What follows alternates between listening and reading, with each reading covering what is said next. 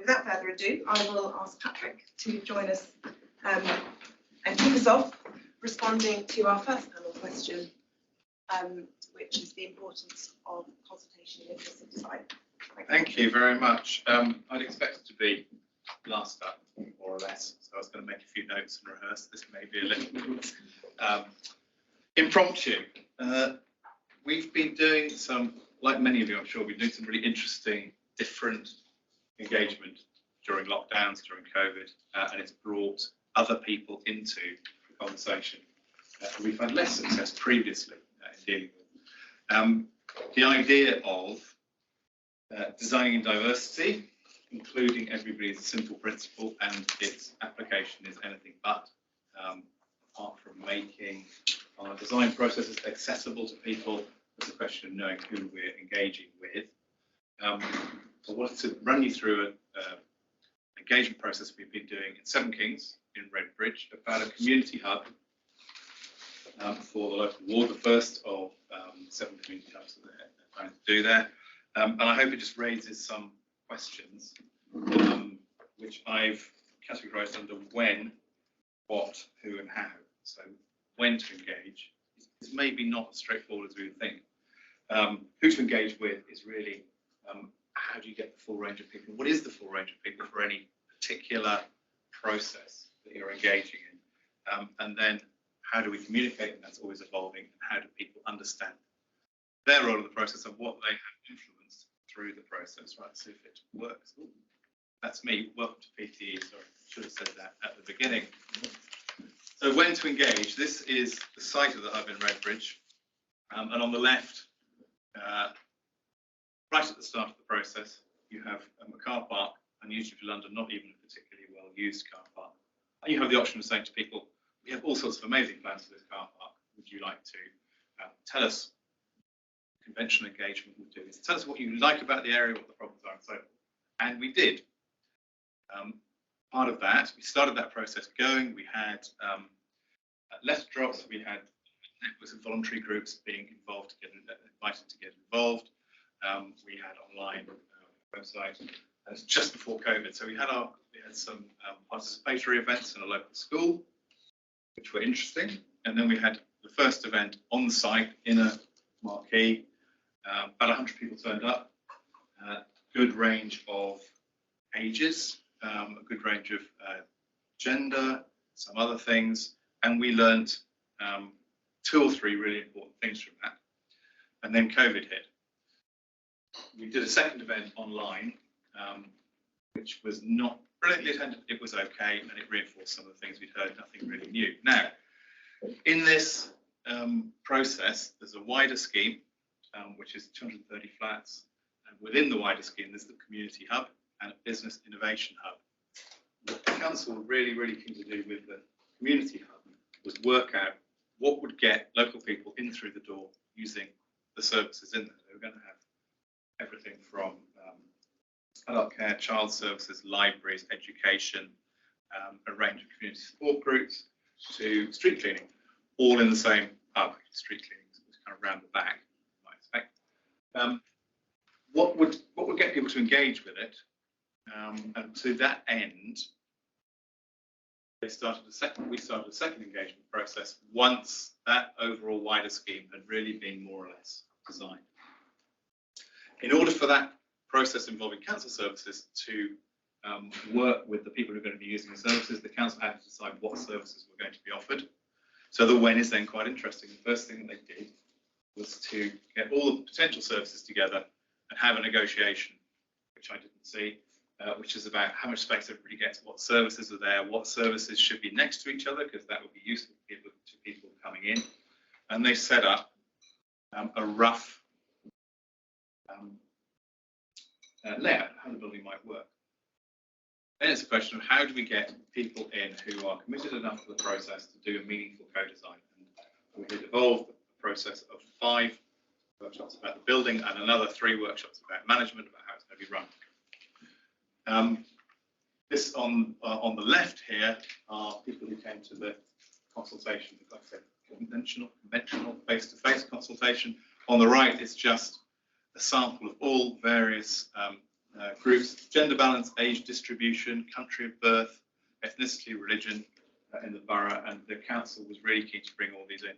So the process they went through was to invite through all of their channels people to apply to get involved in this. If you want to shape the hubs, which are the ways in which we're going to define our deliver our services in the future, and in particular the Redbridge Hub, sign up. If you're successful, we'll get you to participate in this process for this long, and we'll pay you in vouchers for participating. And they got a really good response. I don't know how many, but more than enough to then bring in the Sortition Foundation, who did an exercise to make sure all of the agreed characteristics and groups in the borough were represented. So that is an interesting process in itself. Right over time. Right. Then, process starts. It is all online at that time. There are a couple of sessions where we introduce that wider scheme, what we'll be talking about, where other people in the council start to talk about how it might be managed, what the options are. And our job in that process is to convey what is already quite a complex building to people who have no experience in planning building, and then to set up ways to communicate clearly enough that give input throughout 5 workshops about different areas in the building. And I'm not going to go through it all. I had a lot of slides actually, and then I realized you said 5. It is only 5. One of the things we did was just to have a series of slides about simple questions about how you would use the building and what you'd expect to find there. So we've got up here is how should I check in for my health appointment? We have GP practice in there. And then consistently showing people same view of the plans and taking them through it, zooming in and out, and using them, these same views, to place icons in small session workshops. We place icons about how important is it to have what would this be, a comfortable waiting area at the entrance. What do I want to see when I come in? All of these things. Collate it and take it back to the bigger group. And then we had another level of interaction with the building and people getting used to it, which is an interactive model. And the second process where people in homework could go into the model, rearrange things, and that would be recorded.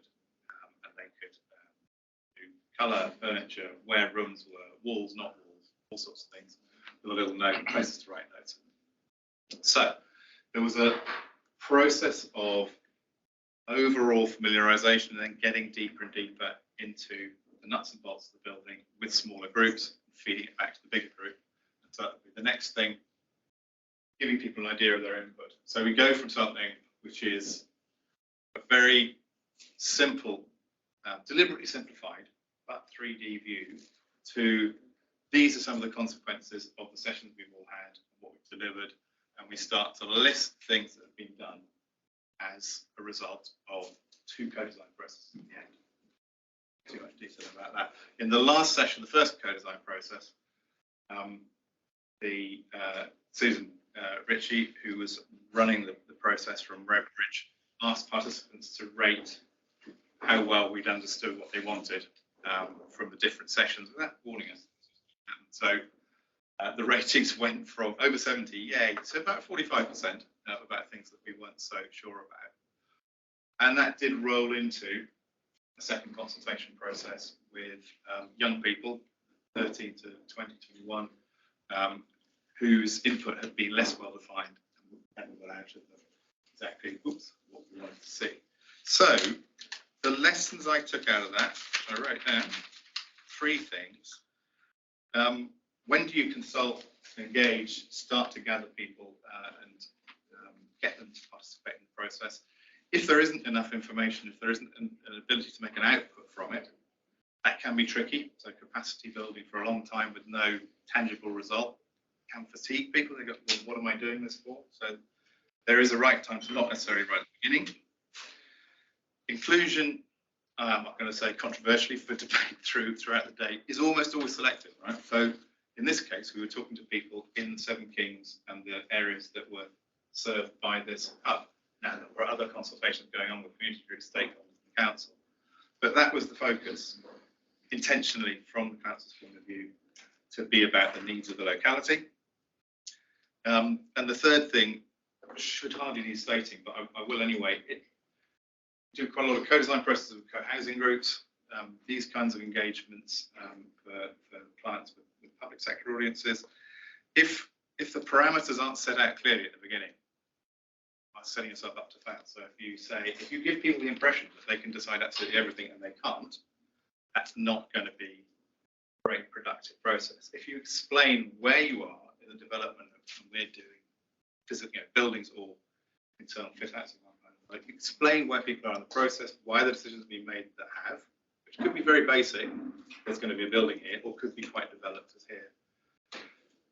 Treat people like adults, they respond like adults, you get a more productive engagement process, we find. So where we're trying to get to is to understand X, Y, Z. That works much better. Thank you. Thanks, Patrick. So that was, thank you very much, Patrick. That was a really helpful look at the importance of an inclusive consultation process, albeit in a locality we're thinking about attracting the comments from a broadly a wide demographic. You touched in the end there about young people, and they being a particular focus. Perhaps you were unable to speak to them in as much detail as you wanted, which is a lovely segue into our next round of presentation. So I'll invite Imogen up to the stage once our technical manager has worked his wizardry. I should say we ran an entire process following the first one for that group. Okay, We brilliant. ran the young person's process.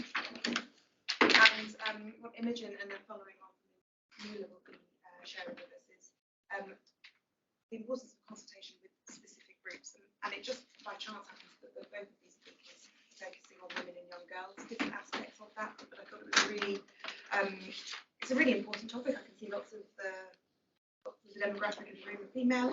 And I think over the last couple of years, there's been several public events, perhaps the wrong term, so forgive me, where the importance of women's safety and girls' safety has been really highlighted. So it felt like it's a very important theme for us to discuss today. So, Can we on this screen? I think you probably will be. I think we're changing halfway through. I imagine that's to enhance the experience for our guys at home. So thanks everyone. That's a learning experience. So while we're waiting, why don't you introduce yourself? Yes, I'll introduce myself. My name is Imogen Clark. I'm one of the co-founders of a small charity called Make Space for Girls. And what we're about is trying to make parks, rec grounds, playing fields, meanwhile spaces, any sort of green or blue space more welcoming to teenage girls. And you may pause and you may go, well, I don't even understand that that's a problem. Because I was a mum of a teenage girl and I never spotted it was a problem.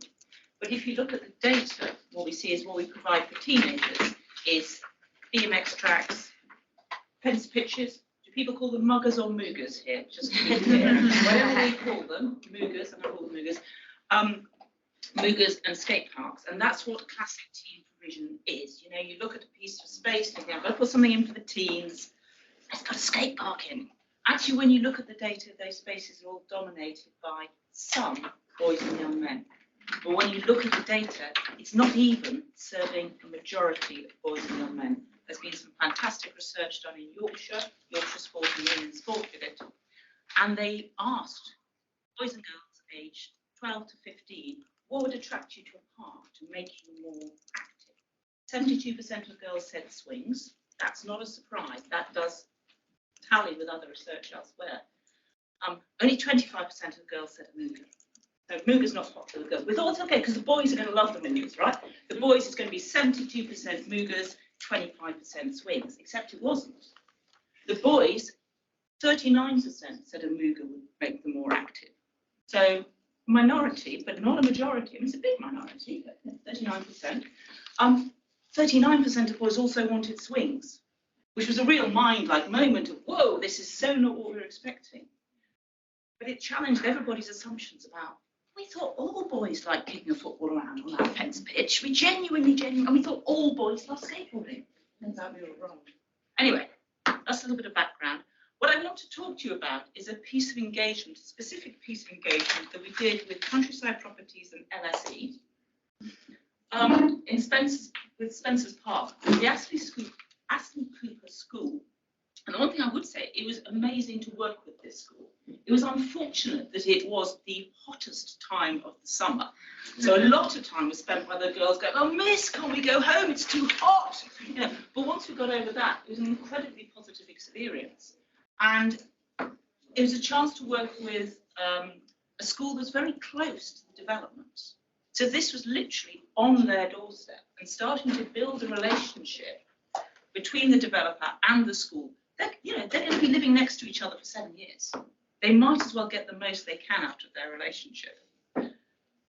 The first thing that we did with the girls was we had about 16 year nines, and how we recruited them was they were all asked to write a little note explaining why they wanted to be part of this session. Because one, they were getting out of normal lessons in order to do this. Now, it was post-exams, but still, you know, we didn't want people who were coming just because they wanted to get out of normal lessons and have a laugh. So they had to write a sort of letter explaining why they wanted to be part of that. And those were incredibly interesting, why they cared about what was going up next door to them, why it mattered to them. Those little letters are pieces of gems. And we also paid them in vouchers.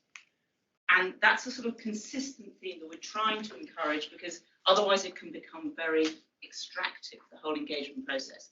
We did 4 workshops over 4 afternoons during the school day. And what that meant is we didn't just get the teeny beanies, oh please miss, can I join this club? You know, we got some cool girls as well. So that was good. And you can see there's this weird juxtaposition between the keeny beanies and the cool girls who are not really used to being in the same space. So there's quite a lot of kind of going on there. But, you know, they worked incredibly well together. And we asked them to map what they liked and what was good. And they did pink for places we like, places we use, places we would like to use but don't, where felt unsafe and where they felt happy. And then they also invented their own one, which was blue, which was comfortable but a little bit unsafe. So, you know, but then, you know, it was looking at where they really felt comfortable. And what was interesting is this line here. It's a disused railway line, which is also a walk. And everybody thought, well, that's a really interesting feature. Can we incorporate this into a sort of High Line style thing? You know, I mean, it's a, in theory, a lovely facility. They hated it. You know, these black stars are all the way down, dodgy. I can't even read that. But, you know, they not safe. They hated that line.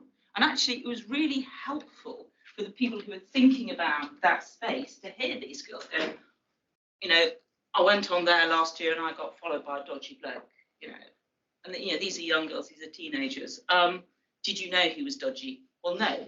But actually, if you're walking down a track and there's no way off either side and a bloke is following you, you don't know whether he's dodgy or not. He was possibly a perfectly harmless person. But yeah, the fact was she felt very unsafe and she was not going back on that walk again. And all her friends agreed, very much so. So we did mapping. We then got them to do collaging, to think about what would, you know, what would a welcoming place look like for them. Because, and I think collaging is a great technique because you don't have to be any good at drawing. If you give people lots of really interesting images, they can start to draw things together. Now you can see in the top left, this is she's year 9, and obviously, you know, anybody around here wants to give her a job because she is clearly going to be a designer. It was beautiful, her collage. You know, she had lovely. You know, she had seating. She had this van. It was all incredibly beautiful and lovely. So she's obviously going to be there. But then you had, again, the year 9s who were just a bit madder. I mean, this one, it's got everything. It's got bike cafes. It's got skate parks. It's got a plant room, which I assume is a room for plants, and we didn't understand quite what was going on there. You know, nature and rivers. This one, you know, it's quite, there's one down here which is very thoughtful. She's done lots of stuff, people facing each other and talking, people being somewhere where they can be very sociable, water, a place where benches face each other. And this is all stuff that's coming from year 9s who have read literally no research on what works for teenage girls. I can guarantee they haven't read any of the literature. They're just telling us what feels good for them. The really interesting thing was how heavily nature and being in nature featured for these girls. It was really, and when we looked at some of the exemplars, you know, places where they had done nice spaces for girls, a lot of them were quite hard, concrete and things like that. Whereas what we're hearing from these girls was that nature was incredibly important, as was McDonald's, actually. There's one girl in this group who was obsessed with the McDonald's. I haven't got her collage up there, but she had the arches. But what she would say about McDonald's is, look, when I go to McDonald's with my friends, I've got access, I'm going to the loo, if I want to go to the loo, it's dry, nobody hassles you. I can sit there for hours. We can literally buy one milkshake and we can sit there for hours and hours and hours, just, you know, chatting and hanging out, and nobody gives us any shit. So I won't have any of your nonsense about McDonald's not being good. And she was like, no, McDonald's. Okay, you can have that development, but it's got to have a McDonald's in it. It's not going to have a McDonald's. But anyway, we did some site-specific work where we went from the sort of chaos of the collaging to something, you know, I think a bit more traditional. The firm we were working on this site with, you know, bought beautiful kitting so that they could have the experience of making lovely models. Because I think that's also, you know, great, you know, producing something that looks really professional and really beautiful. But there they were talking specifically about the site. There was a lake. What were the sorts of things that they were going to put there? And they were given a variety of sites to choose, and 3 out of the 4 groups went for the lake. They all wanted to design stuff around the lake. Could have been because it was very hot. I don't know. But finally, so we did 3 days of very sort of open and free sort of workshops. And then for the final afternoon, they were sort of putting together notes, little A4 zines of what they wanted. And they had gone from the beginning of the week from being a bit like, parks are all right. I don't use them myself, but they're all right. To actually being really quite radical and specific about what they wanted in spaces that would work for them. And as one said, you know, we need this now. You know, we want this now. We've gone in 4 days from being quite, no, parks are all right, but they're not really anything to do with me. So actually, no, hang on a second. You know, they could be relevant for me, and we need it to change now. What we're hoping will happen is that there will be well, what is going to happen is that this material is going to be used to sort of turn into a reverse design brief that can then be used to start to craft spaces that we're going to produce.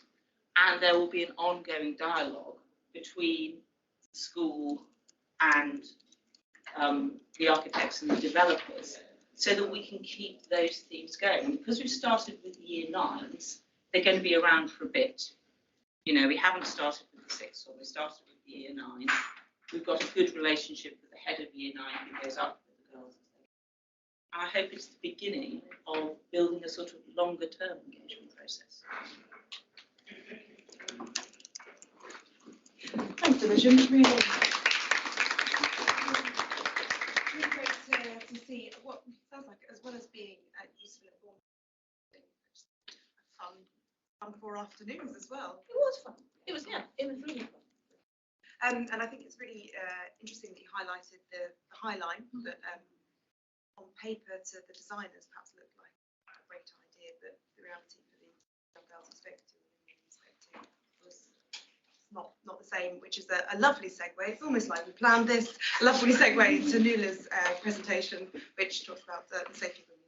Thanks, Nula. Thank you. Yeah, and thanks, Imogen. That's actually a really interesting lead-in to what I'm going to talk about today. I will do a quick intro because I'm aware I joined the thing relatively late, so you might be missing a bio for me. I work at a company called Arup. I'm an inclusive design consultant. I'm also a full-site research innovation analyst.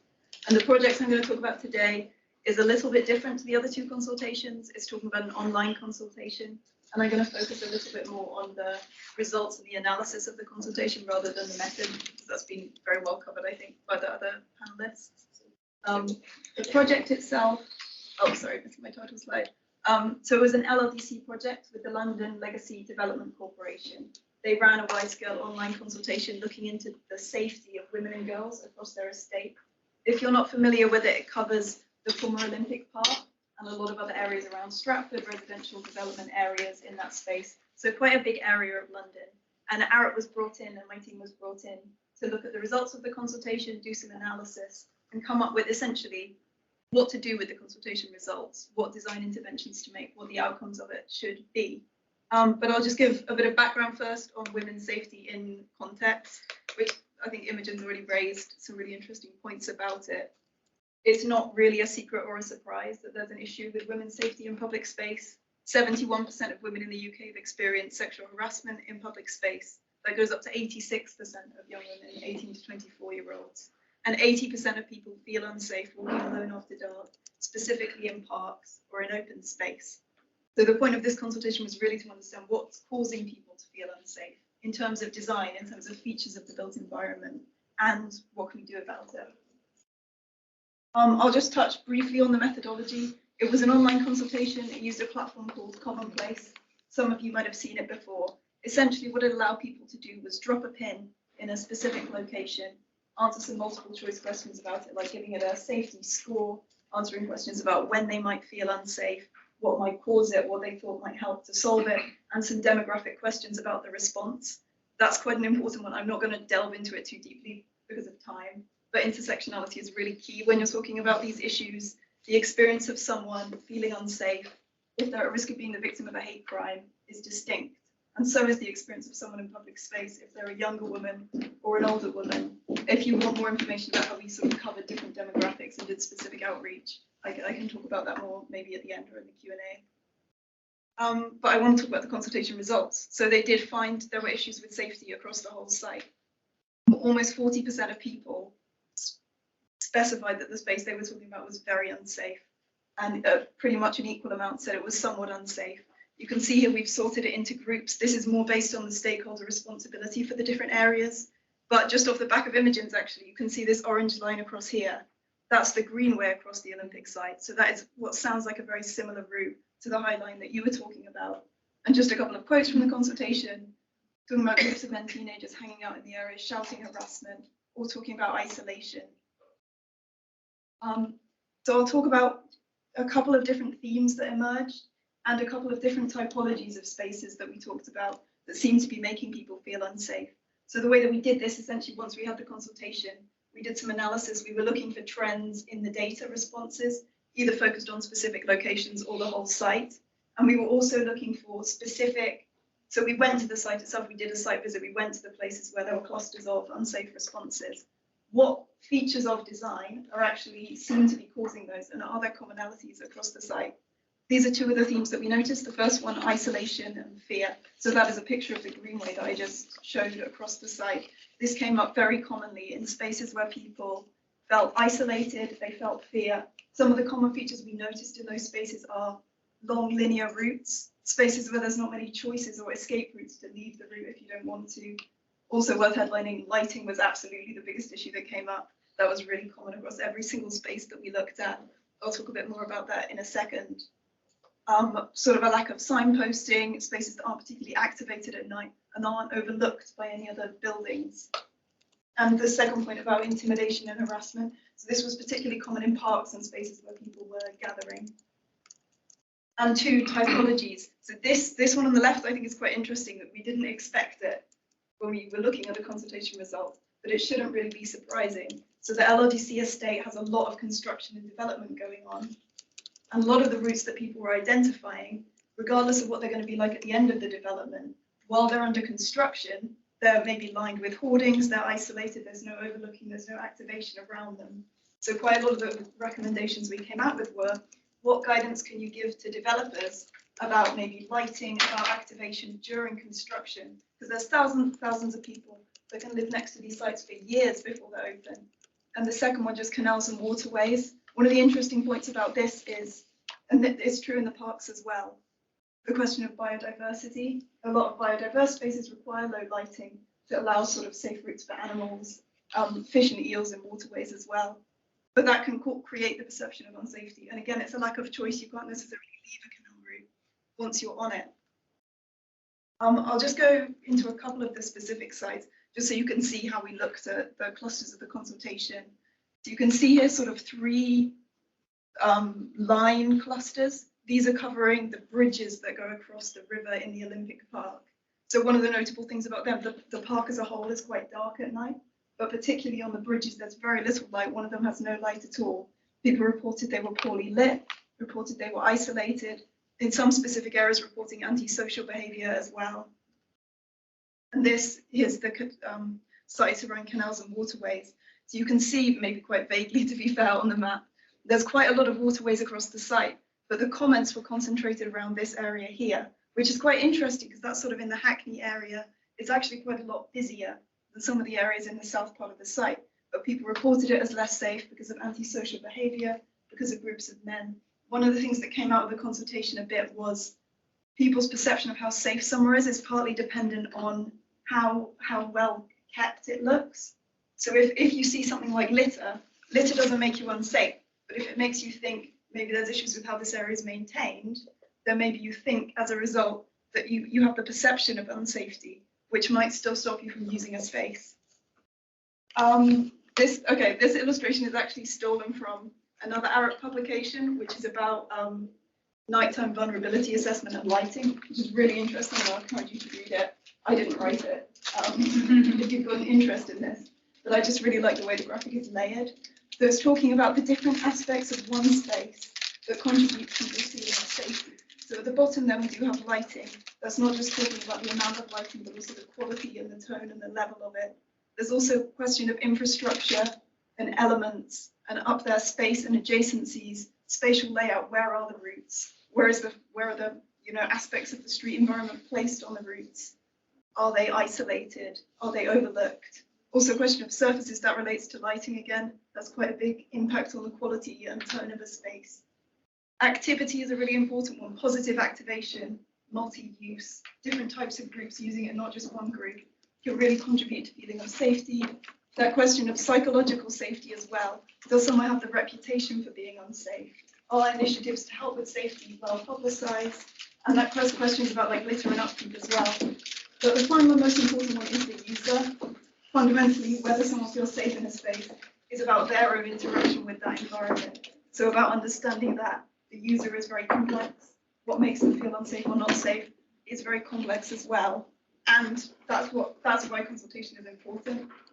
In any area, you can't necessarily pick up these generalized recommendations from what we're saying and apply it to another space, because the people in the space have such a degree of local knowledge and awareness of where is safe and where isn't. I'm sure if you think of your own home, you know which spaces in that area feel safe and which ones don't. And so does probably everyone, everywhere where they live, which is why consultation is so important. I just want to touch on this in the end, about stakeholder collaboration. One of the interesting things about this project was there's loads and loads and loads of people responsible for different bits of the LRD site, including London boroughs, including the Canals and Rivers Trust, and they all have to work together to make any impact on safety on the site. So a lot of what we were doing was about workshops and communication to get buy-in on some of the things we were suggesting. And I've just got at the bottom quite a nice way of doing this that we found effective, is to talk about it in terms of a user journey. In this case, it's someone arriving at Stratford. Maybe there's groups of men outside the station, maybe there's harassment, who cross behind Westfield, which is an isolated route, particularly at night, maybe walks through the Olympic Park. Do they have a lit route to walk on, or is it very dark? And walks home past Pudding Hill Lane station, which is one of those construction development areas. If there's any point along that route where you feel unsafe, then your walk home isn't safe. So that's why it's so important for people to work together across the whole process. That's all I had to say about the project. It was a really interesting one. It was quite a privilege to be involved in it, actually. Brilliant, thank you. All three speakers from panel one to join me on the stall. Sound is better. Over this side? Yeah, all right, we'll sit over this side. And we'll also speak up so that everyone in the room can hear as well.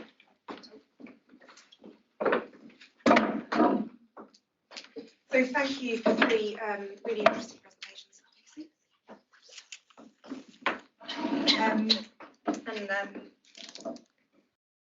Thanks very much for going full circle into the importance of stakeholder collaboration, which I think that you may have about the multiple stakeholders are important to engage in your process.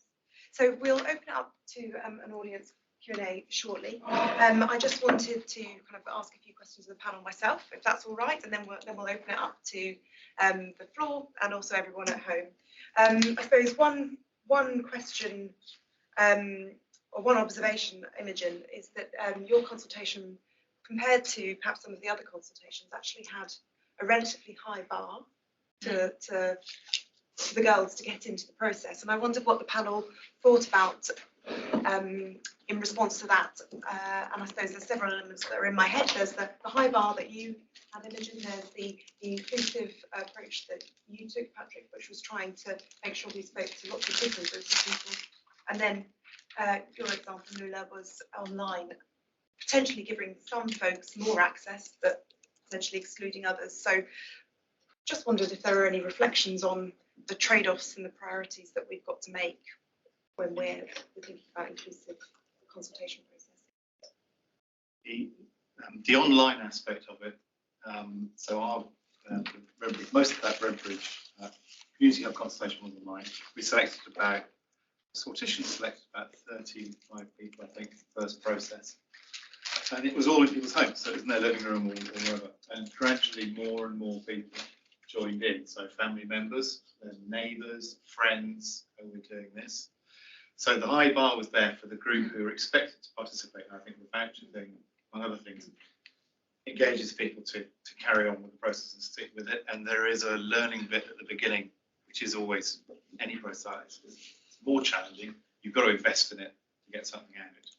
But the thing I liked about the online process was it then pulled in, so Redbridge reckoned up to 1,000 people over the entire process. So that evidently has got ripples of conversation going on. Councillors talking to people and asking them what's their views. That's one side. The other side is the investment, and the same with co-housing groups. They're really generally very invested in the process. They're going to give up tens of hours to this. They're going to put their money into it. You know, the take-out second loans that you get, massive participation.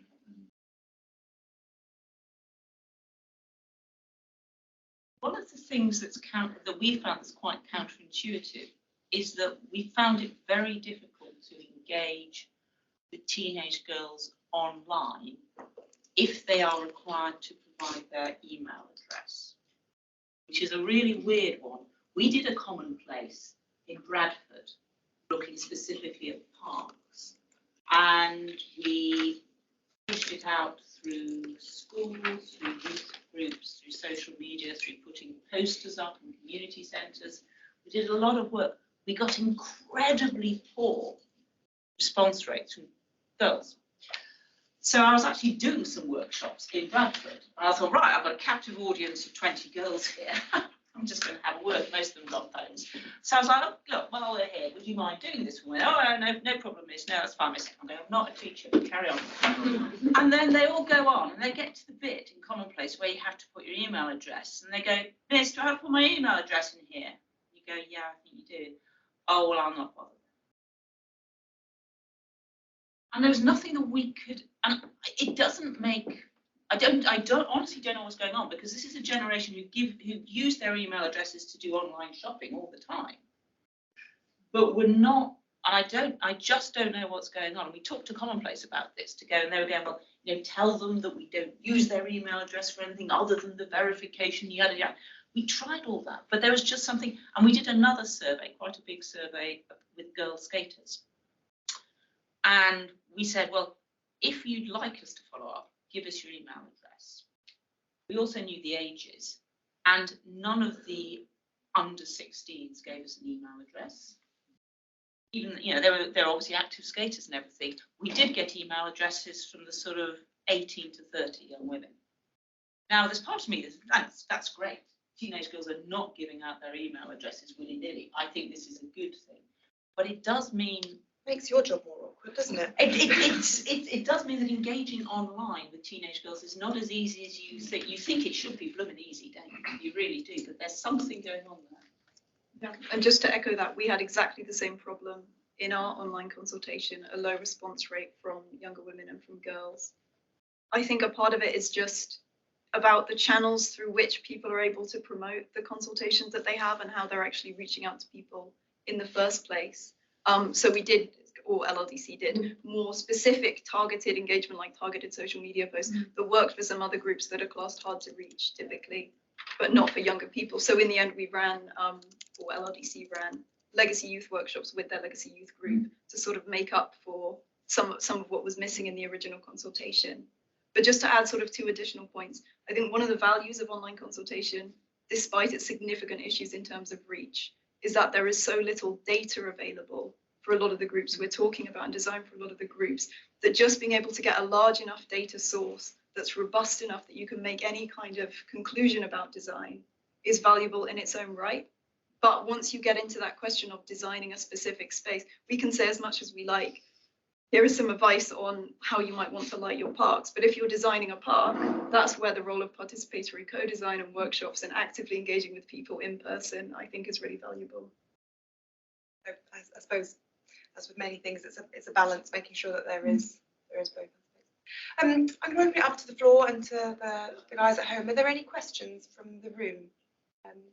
Please. Perhaps if you're able to stand up, would you mind standing so we can hear you? But if you'd rather not, or you're not unable, don't worry about it. I'll just raise my voice. Brilliant, yeah. So yeah, I just want to echo how hard it is to reach young people. In my previous role, I now work at Camden, but in my previous role, trying to reach young people, we're doing a consultation on child-friendly SPD. And we tried to even like use Snapchat to reach people, and I'm sure actually they just found it really invasive. So yeah, it's hard. So all the examples here have been great. In the job I'm doing now, we're about to use Commonplace, and we're just wondering how you monitor diversity without making assumptions for both in-person events and then also on Commonplace, what criteria you putting in for the back end, and are people actually for your consultations, if people actually fill those all out, or they're ones that were missed out? Is that something you're able to? Yeah, I can just to preface it by saying, because Arup got involved to analyse the consultation results, we weren't involved as much in the sort of distribution and design of the original consultation. But from what I know, Commonplace has like a standard set of demographic questions that it collects responses by. In the consultation that LLDC ran, there was an additional question in the results which wasn't asking what's the demographic group of the respondent, but it was asking, you're tagging a specific location. Do you think that a particular group, and it had multiple choice options, would feel unsafe in this space? I think one of the valuable things about that is it allows people, all the demographic information is optional. It allows people to identify what they see as a particular issue, so kind of with an intersectional lens, without necessarily having to feel like they're speaking for their own group or having to provide a lot of personal information about themselves that they might not want to provide. But yeah, it is monitored and collected to a degree, as I understand it. I mean, that's one of the things that we struggled with was that their GDPR rules meant that they couldn't collect demographic data. And so they said that they addressed it by asking the question, not that they didn't want to make the connection between do you feel unsafe and a particular community from which a girl might be coming from. So they addressed that by saying, do you think that people from the Bangladeshi community might feel particularly unsafe here? But the difficulty with that question is that I, as a white menopausal woman, could perfectly happily express a view about whether or not a Bangladeshi teenager would feel unsafe here, and nobody would know whether that view is coming from a white menopausal woman or a Bangladeshi teenager. And so there was that connection-y thing, I think, is something, I do know that Commonplace are trying to look at it, but I think that the difficulty is the concerns around processing what is in effect sensitive personal data about people. And I think there has to be a solution somewhere, but it's obviously quite a complicated issue because you've got multiple users of data, consent, who's processing it. It is a thing that needs to be unpicked, because I think do you think a particular group would feel unsafe? I can project all sorts of views about whether I think different groups of people would feel unsafe. I'm not sure how helpful that is. Patrick, have you got a response to the Commonplace? I'm not sure how much you use it. We've used it as a practice, but I haven't for some reason, just randomly. What I thought was really interesting that's going with these comments is the complementary nature of these two kinds of process. And it seems to be maybe emerging that actually the data gathering is more difficult than having willing participants where you try to arrange a technique to get them to say they're working or not to get to a result. So, Craig, you're working on it, good luck. Looks like Michael's got some online questions. We'll come to you in a moment, Michael, but first of all, Jasmine. Thanks to Alice as well. Keep thinking back to the letter that the girls were writing to explain why they wanted to be involved, and I think that's so fascinating that you have a group of girls who don't feel they have anything to say, and that sense of being disengaged at such a young age about the space that you live in and your own safety. And I know there's been attempts to get planning and regeneration and more discussions around urban spaces into the curriculum, for example, but how do we actually approach that fundamental issue of some people don't feel they actually even have anything to say, or that that process isn't for them? I know that's a big question, but I mean, it just comes back to engagement. We have a quote that we use a lot. Lily, who's age 14, who, when we asked her what she liked doing in the park, she just said, "Well, when I go to the park, there's nothing there for me." Conversation sort of dwindled from there. That didn't go particularly well, that one. I don't. The good thing, I mean, Girl Guiding did a survey. They did big surveys of points, and something like 82% of the guys said they would be really interested in being more involved in the design of public space. I can't even think why Girl Guiding were asking this question, but it's a great question to have asked. And so there's a willingness. There really is. I don't know how we reach them there. Guiding is a really good space. I mean, my daughter's all up for a few years. The youth part of the two-part consultation we did in Seven Kings is more recent, so it's fresher in my mind, and we had 50-50 gender balance. I completely subjectively, without evidence, my observation would be that the progress in participation that the girls made was massively greater. The boys, everybody benefited. I was amazed by the process, the whole group. From hardly hearing from most of the girls at the beginning, some of them have become really confident, assertive, not in a bad way at all, by the end, so that it felt like a much more balanced conversation. The question to me then, and I'm still obviously sort of stuck on this complementary two processes, is how do you distribute that benefit from doing that active process more widely so that people get that voice, a larger number of people? I'm going to bring in Michael to represent the online crew. Michael, have you got any questions? If you wouldn't mind saying who it's from and what the question is, that would be great. No, I can tell you the names, but obviously we know where they're from. First question is from Beth Cross about the online consultation. Specifically, how many people actually took part, and is that the findings available to view publicly? You're testing my memory on the exact number. I know it's in the hundreds of people. It isn't 1,000. I think I'm not going to say a number because I might get it wrong. So Commonplace keeps the consultation responses to a degree. Some of the information is private on their website, but LRDC has also published our report about the consultation, which, I mean, it would have to be a link that maybe could be sent around or something. But yeah, it's on the LRDC website. It's a report about a consultation into the safety of women and girls. Yeah, we can absolutely share that report and any other resources that are mentioned with everyone here and everyone at home as well. I think building on just generally experiences about dealing with intersectionality across each of the projects that people have talked about today. You know, is there any more sort of approaches that people actually took in to address the example or more of the example that Imogen just described? I have sort of, I mean, there's oceans to say about that topic. I have just one particular thought. So one of the things we discussed at some length on this project when we were coming up with design interventions is the difficulty of trying not to create solutions that resolve issues of safety in public space by preventing people being in public space, because the point of public space and parks is that people can use them and they're active and they can use them at night, and young people can use them and they can go with their friends and they can listen to music. You know, that is the value of park space. So about finding really sensitive design interventions that don't exclude particular groups, and a part of that is the question and answer isn't necessarily policing and security to resolve issues of crime and antisocial behaviour.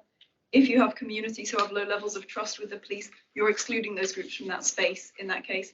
And the evidence doesn't necessarily show, particularly in the case of CCTV, that it works. And another one is just about how do you design spaces to allow, I wish I had the image, but one of the spaces we looked at of intimidation and harassment, we just talked about the design of the seating. So it's like seating plinths, which force everyone to look outwards, right next to pedestrian routes. You know, maybe you do feel intimidated if you're a lone pedestrian walking past a group of outward-facing people, and you feel sort of afraid because of that. So what if the solution is to keep the pedestrian route a bit further away, light it well, and still provide those seating areas, but maybe they're facing inwards so people can still use them. It's sort of small-scale design interventions that allow all different groups to use public space in the ways that they want to use it. I don't know how accurately that answers the question, but just a thought. And just a note to everyone, on intersectionality, that's something that Teri in our next panel will be touching on, so we can perhaps pick up that conversation in a little bit more detail. And there's a comment or a question at the back. I have a question, that's all right. Please. I guess kind of at Patrick. Sorry, can we get your name? Oh, sorry, I'm Daniel. I work for Canada.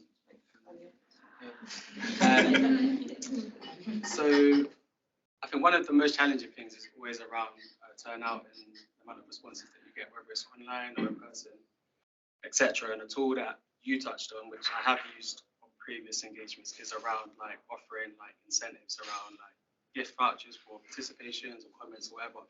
With the particular project that you mentioned, was that something you or whoever who made that decision decided to do because you was expecting a low turnout and you wanted to kind of have something in there to get people through the door, which sounds like it worked? And if so, how was that funded and what budget did that come out? Maybe from Redbridge. Hi, I'm Valeria, I'm the program manager that we've been working with. It was a very intentional decision that was made at the beginning of the program when we actually set out our budgets. We knew we didn't want people to take part and not be recognised for the time. Yeah. So the vouchers were applied to everyone, not just young people. And we're about to enter 2 new co-design processes for other 2 hubs, but we're doing exactly the same. It's an entire part of our budget approach. I add something to that for the second process, which was the youth element. I think by the end, for many of the participants, the certificates and recognition they got were kind of as important as the vouchers. So the leader turned up, and the presentations were photos, and it was actually quite an emotional occasion. Some of the progress I was talking about was really obvious. There was something about providing something more apart from the vouchers, something that would actually encourage them just to follow through until actually, you know, something that they could benefit from in terms of the CV and their further career. And that really, but at the beginning it just didn't feel like it was important. But people actually, very few of them missed the sessions. They would only get the certificate if they actually got to the end. And there were very few of them that stopped coming. Yeah. Oh, sorry, can I just add on to that? sorry, Andrew.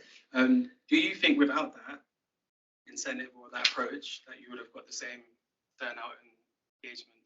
It was really hard to get those numbers in. Sure. So maybe not. Thanks, Daniel. Thank you, sorry about that. We will, Dringa, we'll come to Dringa, and then Michael will come to our online. Hi, I'm Dringa, I work for Sara Wandsworth Architects, and we've spoken a lot about intersectionality in public space and consultations and trying to get people from, I guess, diverse backgrounds coming to consultations. And I think one of the biggest things is agency and the fact that people don't necessarily feel like they have the right to the city or the right to shape a city. And I think that there's always been a massive barrier between the built environment and designing and then the public and what they think they can actually input into the design process and into the thought process. So I think a big thing is how do you give people or make people feel like they have the agency to input back into how we're designing spaces. And I think from what you were saying, Imogen, about in the beginning, the females were saying, actually, you know, we're not interested. But when they felt like they had the agency to shape space, then they were excited. And then suddenly they were like, we've got X and Y and all of these exciting ideas. So I think a big question is how do you make people feel like they have agency to take part into something? And also, how do you approach loads of different diverse backgrounds and get them involved into this process? we have an easy task in that we have one audience that we really want to talk to. So we're not having to do the incredibly difficult task I think everybody else in the room is trying to do, which is balance multiple stakeholders. You know, we have a very, you know, specific and easy task, and a lot of the stuff that we're doing is very small scale. So you're taking little green deserts that nobody really loves very much, and £30,000, and you're sitting down with a group of girls from the local mosque and saying, well, do you use that space that's there? And they go, no, it's horrible for dogs. And you know, you're just working really sort of quite intimately with them. You then, the local landscape from the council comes in and he says, no, you can't have swings because the dogs will fight on them. And you have a dialogue, and actually by the end you get something in the park that looks different to what was there before, that the girls have directly inputted in. And we haven't got there yet because the building hasn't started, but once the building starts, I hope that the girls will look at that space and go, yeah, you know, we helped be input into the design, we're going to help paint the bits and decorate the bits and help design the stuff that's going on there. And instead of it just being that bit of green for a dog and poo, there'll be somewhere that they will want to go and take their cousins and take their little sisters. Very much a family, you know, we want somewhere we can be with our family too. So will it work? I hope so. Any other responses from the panel who have, yeah, as you identified, Imogen, perhaps dealing with How long have you got? stakeholders? I mean, that is really one of the most enjoyable bits of my job, is having a group of people who become engaged in something and we change what we're designing through that process. But it's the scaling up, isn't it? The late, mostly, almost entirely unlamented white planning white paper. I stick up for one aspect of it, which is the very first bit of it says it's our ambition to democratise planning and development. There is then absolutely no clue about how to do it. And one of the least realistic ideas they came up with, in the context in which we were portraying there, was we're going to get local people in every area to participate in making the plan. And this is obviously somebody who has never even thought about starting to try to get people's heads around abstract planning ideas. I mean, if you've ever been involved in a neighbourhood forum, you need an experienced planner in there, or you just get lost straight away. So it's a really excellent question. The prize is huge, you know, because it is a society where everybody's more involved in what the future looks like. But it's going to need a huge amount of investment to overcome that bar to participation, which is reaching people, certainly, but also for it to be worth their investing their time, because they think they're going to get, right, we hope, a result out of it, you know, and that is tangible. So it's a long conversation. But I absolutely think it needs doing. You know, and it's a failure of imagination not to be able to do it. And the first step was to say, actually, this should happen. Us and them attitude to what is all of our environment. There's another side of it is trust. Not many people trust people working in the built environment. They think often with good reason. Yeah. And I think even just showing up to these events, first of all, they just think, what a waste of time. Are we actually going to be listened to, first of all? I'll jump in there because I'm conscious of two things. Number one is time, and I want to get a final question in from the online members of this conversation. But I'd also like to reference another project that Future of London is looking at the moment, which is called Rethinking Community Engagement, and it's picking up on exactly that issue. And trust is a really important foundational underpinning, and we'll be looking at how we achieve that in particular through a co-productive process, co-produced process. So I'll share details with that at the end.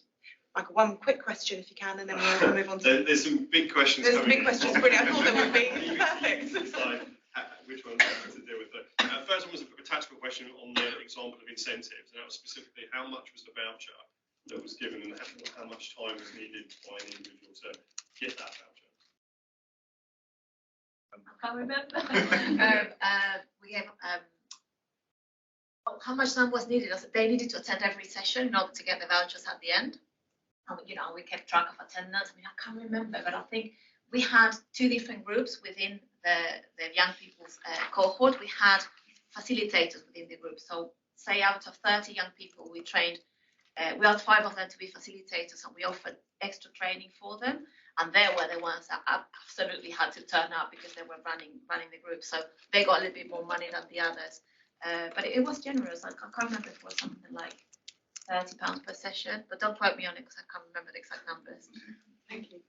Okay, the two big questions. The first one is... I wonder if we've not got time for two big questions, so I'll ask you to pick one, Michael. I'll go in order which came in. So how are the panel approaching inclusion differently following the pandemic, specifically looking at disabled people and or people that are shielding? I'm able to respond. So this is probably less relevant to the specific project I'm talking about, although obviously that was post-pandemic, but also thinking about other consultation processes I'm involved with specifically with disabled people on other access-related projects. I think one thing to acknowledge is that the move to virtual benefits inclusion for lots of people who don't find it as easy to travel, who don't find it easy to use venues, but it also creates its own distinct challenges. So I think really it's about, I mean, even on a logistic project level, building in enough time and budget into your project to do the outreach and find the people and go the extra mile to phone people if that's what you need to do, and to provide paper copies and to provide translations and provide interpreters if that's what you need to do. Assume that's going to be part of your process if you want it to be inclusive. Because if you don't do that, you'll find yourself saying, oh, we'd like to do that, but where's the time and where's the budget to do it? That's what I would think. The other. Online and face-to-face are, depends which way you put it, either differently inclusive or differently exclusive by the nature of them. And it's our job to try and find a place where the two things can compensate for each other so that everybody gets inclusion. There's an issue with broadband, right, particularly outside London, but also parts of London, that there are people who are not reaching because they don't have enough broadband just to have a Zoom call. That's one side. And there are loads of venues that are not accessible to people with any mobility issues or sensory issues. So that's the other side. It's trying to be clear to go through that process when you're setting it up. There isn't simple. I'm going to wrap up panel one. Thank you very much to all of our contributors. Really. And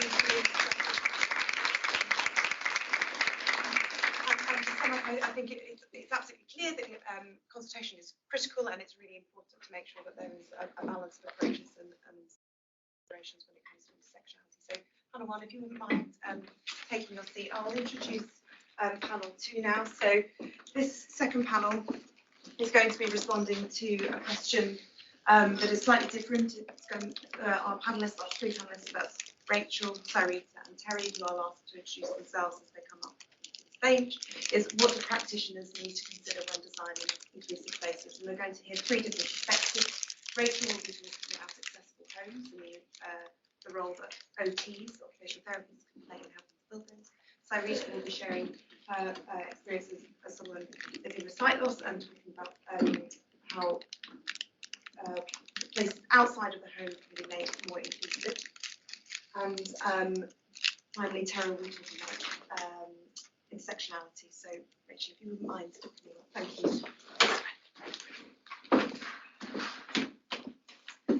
Good morning, everybody. Is it best to stand here? So thank you very much for the welcome. It's really good to be here with you this morning. Occupational therapists, you probably think about us in hospitals, maybe in adult social services,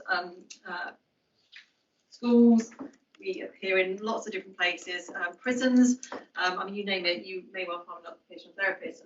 In housing is probably an area that maybe is growing, that perhaps not so many of you are aware of.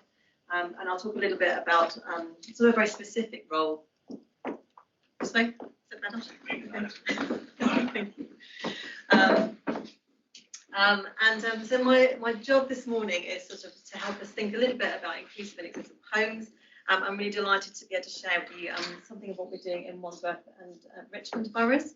But as Anna said, actually, it's simply, she said, it's all about having a brilliant OT on the team. So that's what I'm here to talk about. So you may or may not know that 400,000 wheelchair users are living in inappropriate and inaccessible accommodation. That in our country, 91% of homes don't even have the lowest levels of accessibility, which I just think in the 21st century is utterly appalling. And we're really passionate about changing this. And it's going to be a little bit of a sort of, one building at a time, but we're trying our best.